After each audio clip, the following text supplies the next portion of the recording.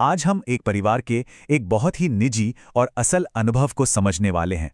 इसे एक डॉक्यूमेंट्री की तरह समझिए, जो एक नवजात के जीवन के उन शुरुआती पलों को दिखाती है जब सब कुछ वैसा नहीं होता जैसा सोचा गया हो और जिंदगी पहले ही दिन से एक मुश्किल इम्तिहान बन जाती है।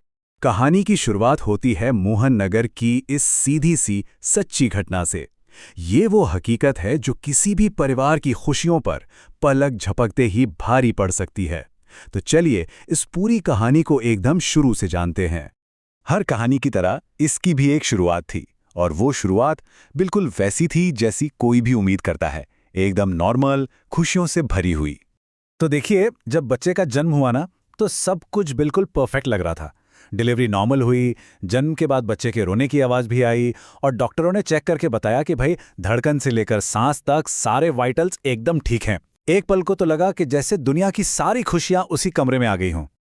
लेकिन सुकून के ये पल ज्यादा देर तक नहीं टिके। कुछ ही घंटों के अंदर हालात ने एक ऐसा मोड़ लिया जिसकी किसी ने दूर दूर तक कल्पना भी नहीं की थी। यहां देखने वाली बात यह है कि सिचुएशन कितनी तेजी से बिगड़ी। जन्म के वक्त जो बच्चा एकदम स्वस्थ था, कुछ ही घंटों में उसमें इन्फेक्शन के लक्षण दिखने लगे, और जब टेस्ट हुए तो डर सच साबित हुआ। ब्लड इन्फेक्शन, ये किसी भी माँ बाप के लिए सुनने में एक बहुत डरावना शब्द है। और बस इस डायग्नोसिस के बाद बच्चे की देखभाल का पूरा तरीका ही बदल गया।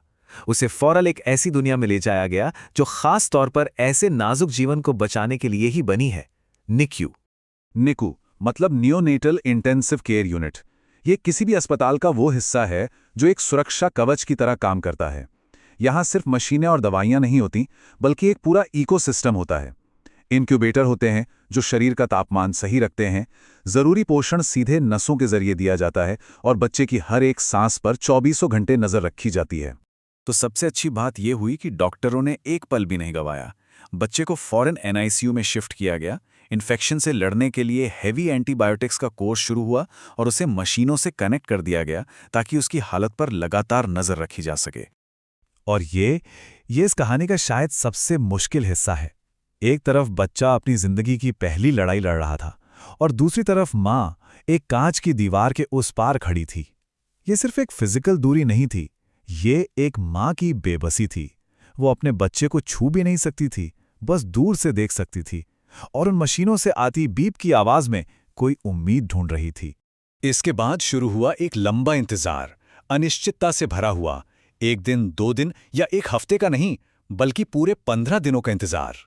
इन 15 दिनों में बच्चे की हालत स्थिर तो थी, लेकिन खतरा टला नहीं था। ये एक बहुत ही नाजुक बैलेंस था। हर सुबह एक नई उम्मीद लाती थी, और हर शाम एक नया डर। परिवार बस डॉक्टरों की बातों और मॉनिटर पर दिख रहे नंबरों के सहारे जी रहा था। 15 ये सिर्फ एक नंबर नहीं है, ये वो 360 घंटे हैं जो उस परिवार ने उम्मीद, डर और प्रार्थनाओं में बिताए। हर एक दिन एक पहाड़ जैसा था। तो चलिए अब देखते हैं कि इस कहानी ने एक अच्छा मोड़ कैसे लिया। 15 दिनों की इस लंबी और मुश्किल लड़ाई के बाद आखिरकार रिकवरी के कुछ अच्छे संकेत मिलने शुरू हुए। तो सबसे बड़ा सवाल यही था कि इतने लंबे इंतजार और इलाज के बाद मेडिकल रिपोर्ट्स में क्या आया? क्या वो दवाइयाँ, वो देखभाल, वो प्रार्थनाएं, क्या वो सब काम कर रही थीं? और जवाब उम्मीद की एक मजबूत किरण लेकर आया। रिपोर्ट्स ने यह दिखाया कि इन्फेक्शन अब कंट्रोल में आ रहा था, और बच्चे का शरीर उससे जीत रहा था। ये उस परिवार के लिए सिर्फ अच्छी खबर नहीं थी, ये किसी चमत्कार से कम नहीं था। जैसे ही इन्फेक्शन काबू में आया और बच्चे की हालत पूरी तरह स्टेबल हो गई, डॉक्टरों ने आखिरकार वो शब्द कह ही दिए जिनका पूरा परिवार बेसब्री से इंतजार कर रहा था। उन्होंने डिस्चार्ज की इजाजत दे दी। मतलब लड़ाई अब खत्म हो रही थी। और ये था इस कहानी का सबसे भावुक पल। 15 दिन के लंबे मुश्किल इंतजार के बाद उस माँ ने पहली बार अपने बच्चे को बिना किसी मशीन के अपनी गोद में उठाया और उसे घर लेकर आई। हाँ, घर आने के बाद भी सावधानी और देखभाल जरूरी थी, लेकिन सबसे बड़ी बात यह थी कि जिंदगी अब धीरे धीरे पटरी पर लौट रही थी। ये कहानी हमें याद दिलाती है कि कैसे मेडिकल साइंस और इंसान का हौसला मिलकर नामुमकिन को भी मुमकिन बना देते हैं, और ये भी कि जिंदगी में सामान्य होना ही अपने आप में कितना बड़ा आशीर्वाद है ना?